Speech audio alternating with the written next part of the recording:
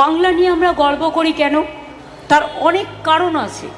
ভারতবর্ষের স্বাধীনতা আন্দোলনে যদি কোনো রাজ্য সবথেকে বেশি অংশগ্রহণ করে থাকে, জীবন দিয়ে থাকে, ফাঁসির মঞ্চে জীবন বলিদান দিয়ে থাকে, তাহলে মনে রাখবেন সেই জায়গাটির নাম হচ্ছে বাংলা।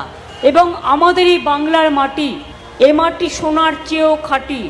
মাটি মানে মৃত্তিকা, মাটি মানে মা, মাটি মানে জন্মভূমি, মাটি মানে কর্মভূমি, মাটি মানে ধর্ম, মাটি মানে কর্ম, মাটি মানে ভালোবাসা, মাটি মানে মানবিকতা, মাটি মানে মনুষ্যত্ব। এই মাটিটার সর্বত্র।